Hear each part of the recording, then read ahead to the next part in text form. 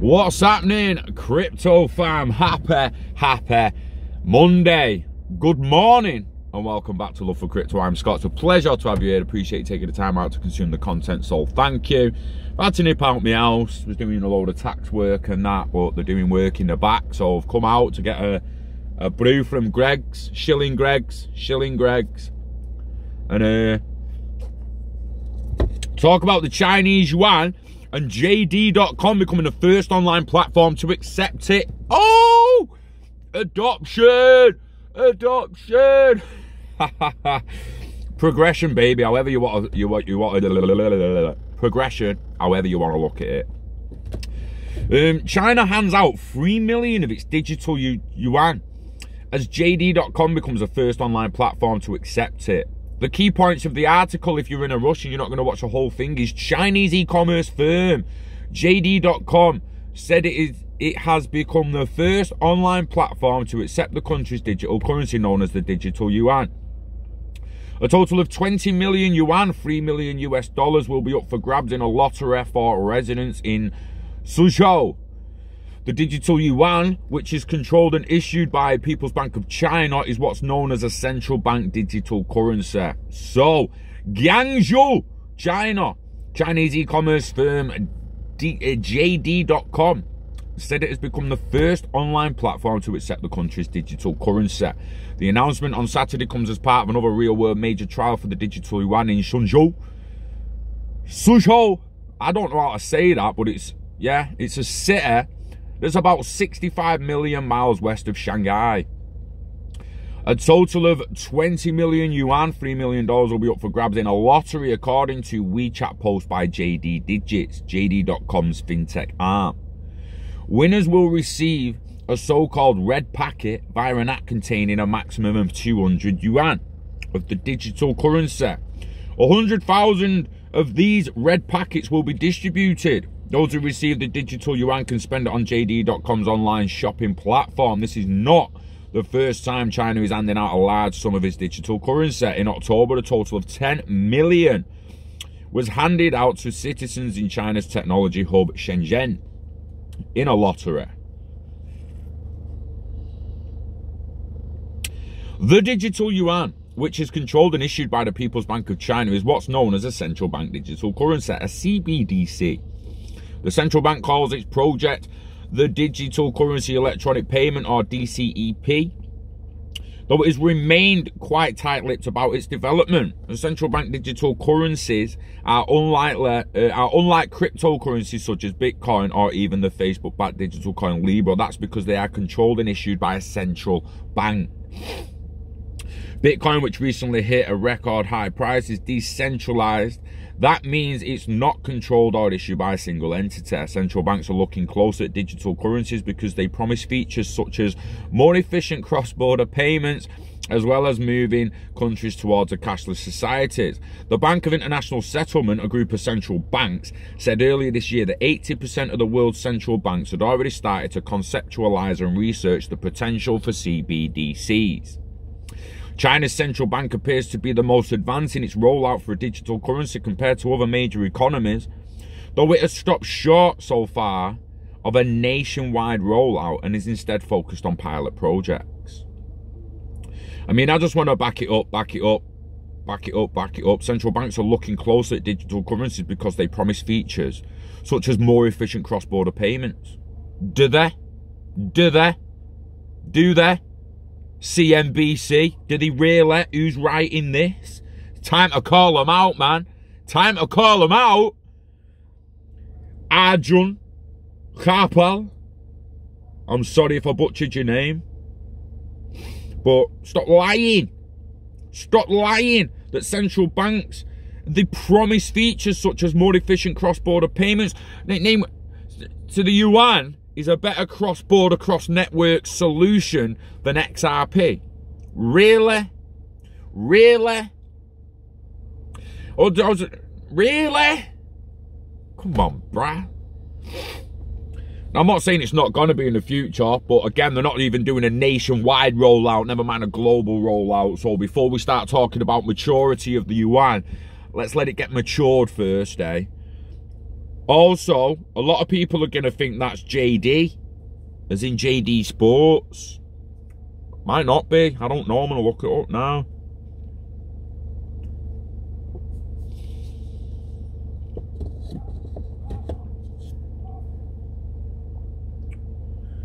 JD.com. Oh, I've just fucking closed the fucking article down. Jesus wept. Air matron. JD.com.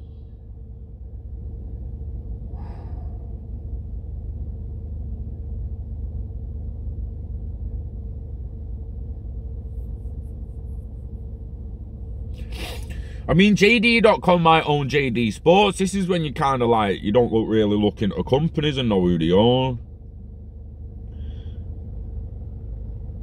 An introduction to JD.com. JD.com is China's largest online retailer and its biggest overall retailer, as well as the country's biggest internet company by revenue. JD.com sets a standard for online shopping through its commitment to quality, authenticity, and its vast product offering covering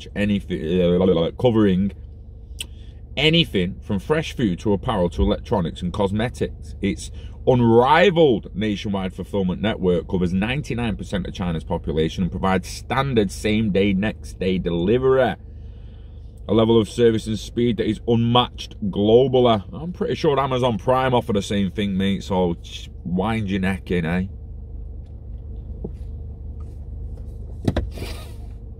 I could get same day off Prime at times if I order early enough. Does JD.com own JD Sports? I don't think so.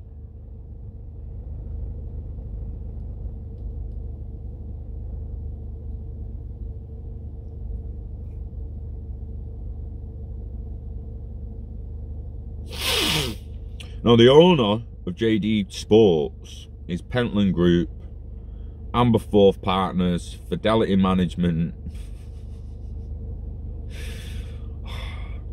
Peter Cowgill, another minor shareholders, all 20% of JD Sports. So it's actually JD.com. Let's just bear in mind it's not JD Sports for all the Western worlders thinking fucking hell, I could go and pay Chinese fucking thing on JD Sports. No, it's not JD Sports, mate. It's JD.com, China's biggest online retailer. Part of the Nasdaq 100, and the Fortune Global 500 companies. So basically, it's not JD Sports. You're right, it's not JD Sports. JD.com becomes the first online platform to accept China's digital currency. The Chinese e-commerce company JD.com Inc. said on Saturday it has become the country's first virtual platform to accept Beijing's homegrown digital currency.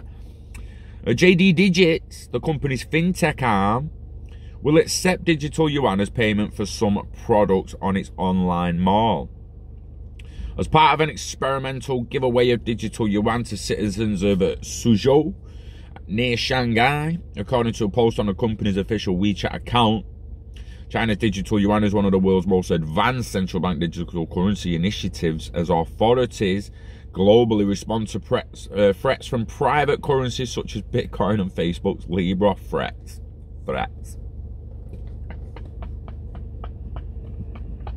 They're shit scared of an internet of value. They're shit scared of us becoming our own banks. They're shit scared of banking becoming irrelevant. Remember, the bank don't insure you shit, someone else does. They'll always be relevant. Insurers are going to be relevant. Custodials are going to be relevant. But a bank, the way banks do business today, allowing us to double spend, charging us for shit they shouldn't be charged, their days are numbered, mate. Numbered. Goodbye. Bye, bankers. Goodbye, wankers. Social Scheme is the second such digital lottery after the People's Bank of China issued 10 million yuan worth of digital currency to 50,000 randomly selected customers in the southern city of Shenzhen. The governor, Yi Gang, said last month that more than 2 billion yuan had been spent using China's digital currency so far in 4 million separate transactions. It's progression, adoption, they're doing bits. I want to know when the Bank of England's going to start doing bits, mate. We need to see signs of a, GBP CBDC. Otherwise, we'll just be left behind. America's going to be left behind. The dollar's going to lose its standing. America's legitimately just surrendering power to the rest of the world at the moment. And it's quite unbelievable that they're just letting it happen.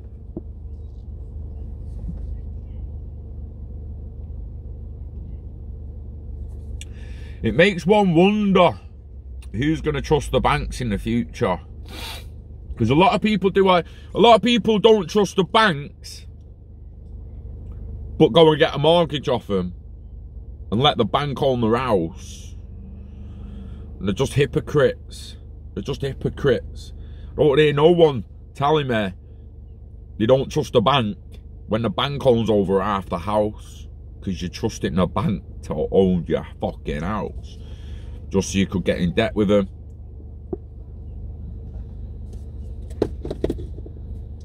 I don't trust banks. Fuck banks, whatever. Let's go to the bank and see if you can get a mortgage. Dickheads. And they're almost as bad as the person who rents a house of someone who owns the house and then says it's their house. Oh, just got an house. No, you didn't. You started renting, mate.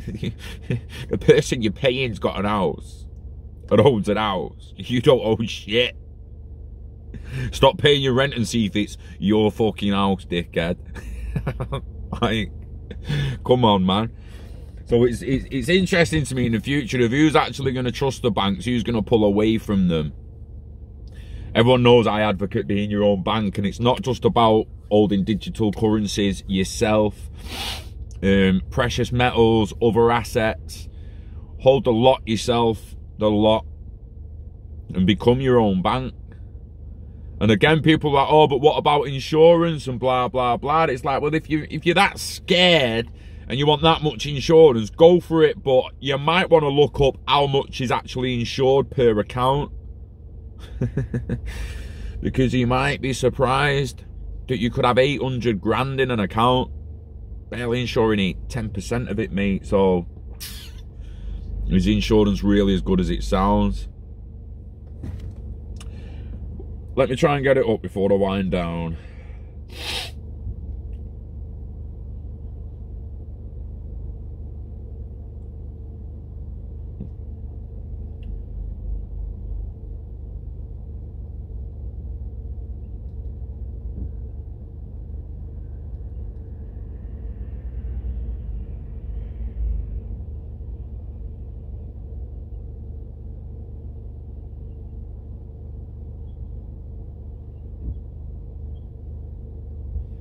$85,000 per person per firm.